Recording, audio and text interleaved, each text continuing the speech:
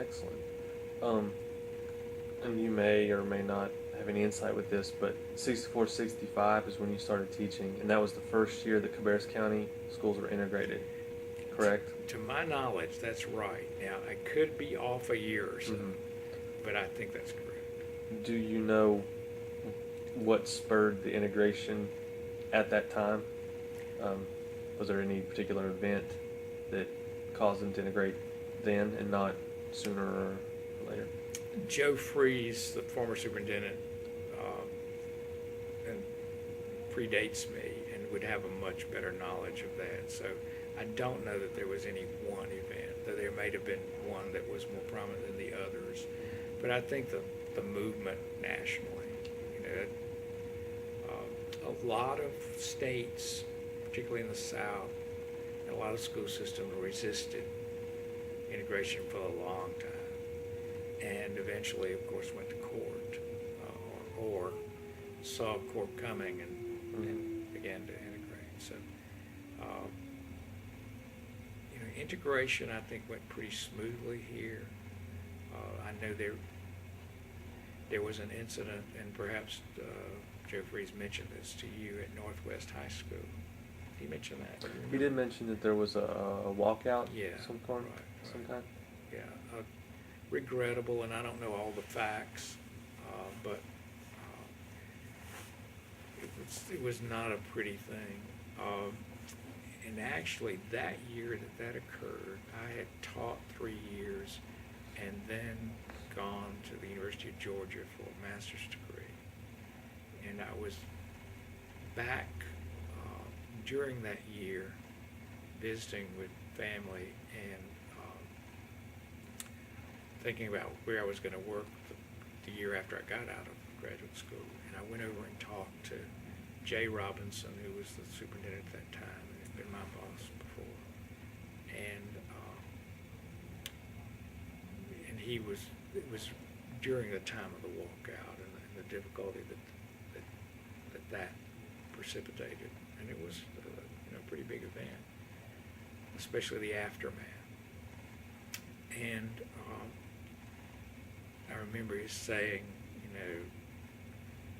he hates so much that it occurred, and that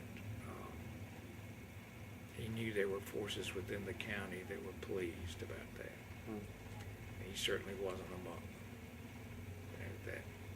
That there had been a conflict, and that the establishment so much in the county was showing the blacks that they couldn't get by with just anything, which was completely abhorrent to him and to me too, and it wasn't the case,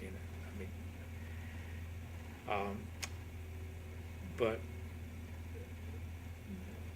Dr. Robinson, who was later superintendent of Charlotte-Mecklenburg schools, was very much dedicated to the integration of the schools,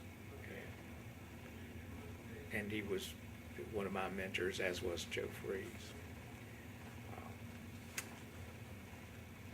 My experience as a teacher, as a counselor, as a principal, to begin with, we're with integrated schools primarily. Just at the beginning, when I started my career in 1964. And I think the perspective that I really enjoyed and appreciated about integration is the acceptance of all students by most of the other students and faculty, 99%. And how with opportunities, particularly minorities, have flourished. And that, unfortunately, hadn't occurred before. And you'd see them going on to community colleges and on to four-year colleges, and some of them in the professions, and some making very, very good livings in the blue-collar work because of some of the training that they'd received and being able to graduate from high school. So that's been gratifying. Excellent. You mentioned that the faculty was integrated as well when you started teaching, not just the student body. How did the white students receive having black authority figures? In the schools where I taught and was later a counselor and then a principal, very well. Yeah, but it's a leadership thing. You know, it's how the principal and key teacher leaders look at things, and that's going to always be, I think, true. You know, they have to provide that leadership. But the students, you know, by and large, I think accepted black faculty members, and so did our white faculty members. You know, some you could see some suspicion and some mistrust and not really knowing, but we were very fortunate. We had good, solid teachers who had within themselves the ability to be respected too. So I think that went well. I know it didn't go well in every place, but I think the majority of the places it did. Excellent. You pretty much in your talk have answered any question that I would have. I hope I haven't overtalked it. No, you've done excellent. I really, really appreciate this. Do you have anything else you would like to add that you haven't I don't think talked about yet? so.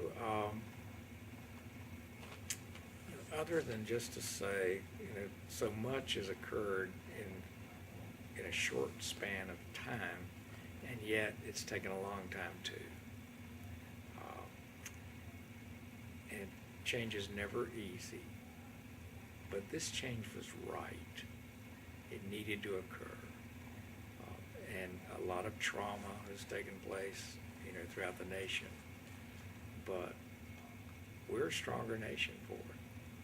We're a much better nation than when we had segregation, of course. And separate was equal was never equal. It was a myth. And I think the people who designed it knew it was a myth.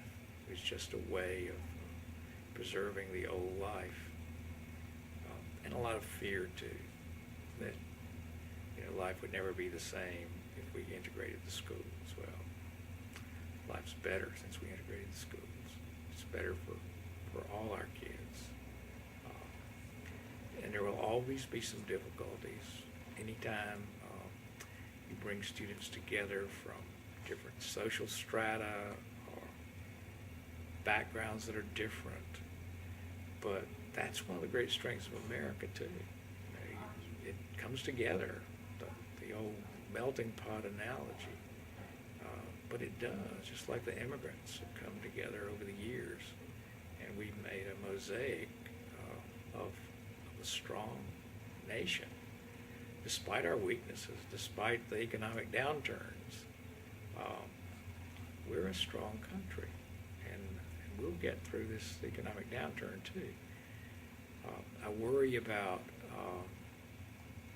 funding for public education, of course, but I think you've got to look at the long run too. You know, we've supported schools in the past. We'll continue to do that in the future. I think that underneath we still have a very strong system for public education.